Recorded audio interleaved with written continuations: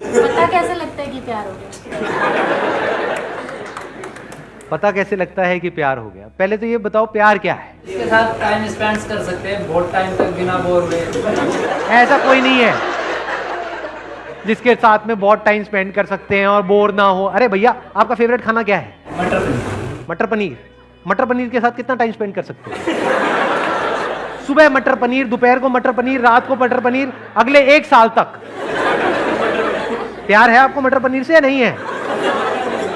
Change चाहिए ना वहां पर भी ना। What is love? बताओ। सिर्फ प्यार ही ऐसा कुछ है जहां पर आप खो जाते हो। जब तक आप जिंदा हो वो प्यार नहीं है। प्यार मतलब क्या? जब आप मर चुके हो, आप खो गए हो। मर मतलब वो वाला मरना नहीं, लटक जाओ कहीं जाकर के, नहीं। आप मतलब क्या? जो भी आप अपने अंदर ही अंदर बोलते हो, जब बोलती बंद हो जाती है। अब ऐसा 2 वजह से होता है। एक है बाहर आपने कुछ ऐसा देखा जिससे रिलेटेड आपके अंदर कोई बहुत स्ट्रांग डिजायर है, तो जैसे ही वो हमारे सामने आता है तो हमारी बोलती बंद हो जाती है कुछ देर के लिए। फिर जैसे ही उसकी असलियत सामने आती है तो बोलती वापस से शुरू हो जाती है। क्या कहते हैं?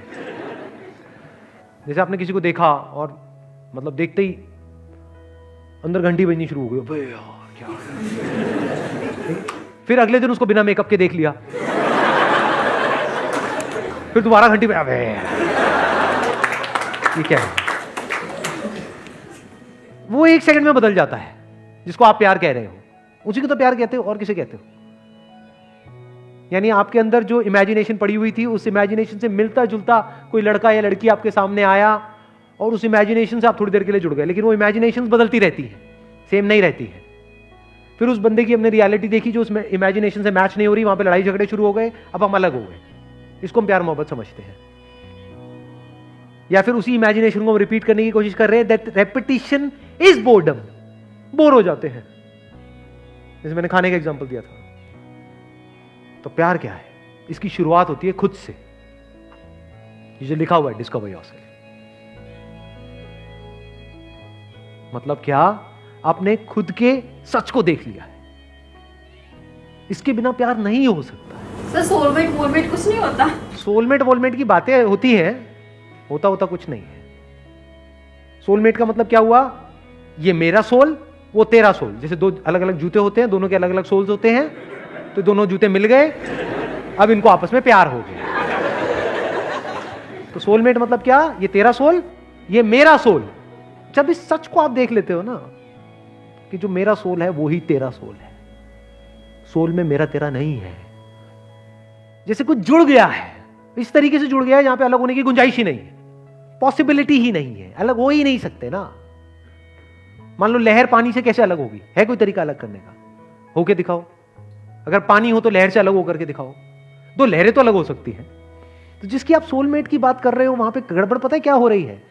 अभी आप एक सोल हो, कोई और एक और सोल है, इसके अंदर कुछ इंफॉर्मेशन पड़ी हुई है, इसके अंदर कुछ इंफॉर्मेशन पड़ी हुई है। जब तक वो इंफॉर्मेशन आपस में मिल रही है तब तक तो प्यार है।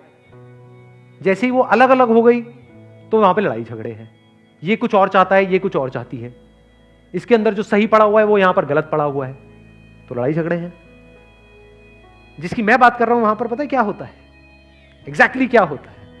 When you look at your soul, what is soul? Yourself.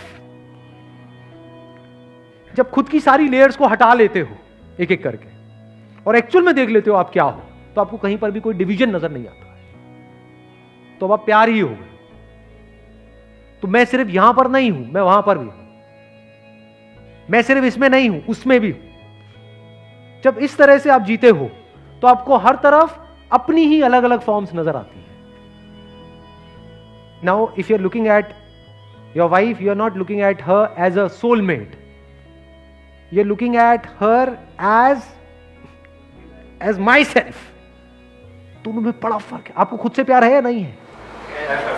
तो आप जब उसको देख रहे हो तो आप उसको नहीं देख रहे हो, आप खुद ही को देख रहे हो।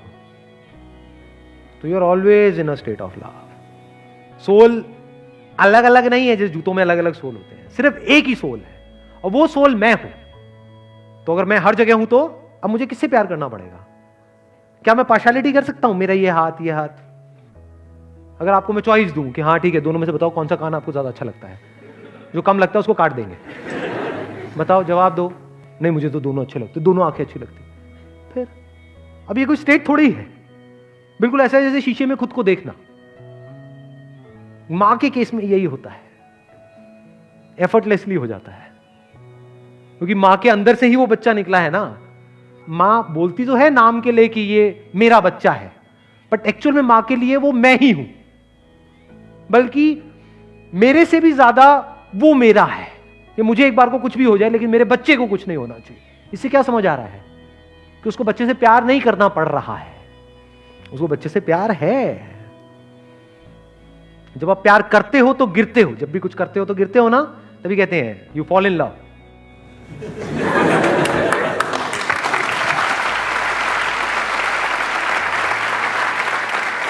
गिर जाते हो, और जब गिरते हो तो बड़ी चोट लगती है।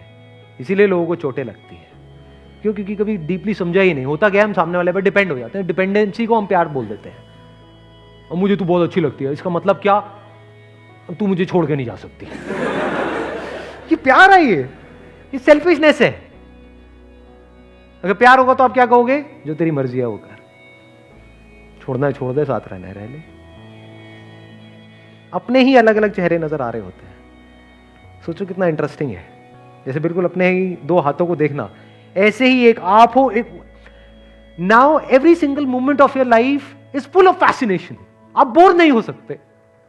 आप 20 साल बाद भी अगर अपनी वाइफ को देख रहे होगे तो आप ऐसे देख रहे होगे जैसे पहली बार उसको देख रहे हो, क्योंकि आप अपनी वाइफ को नहीं देख रहे हो, आप खुद को देख रहे हो। खुद की ही एक ऐसी फॉर्म को देख रहे हो जो इस फॉर्म से बिल्कुल अलग है।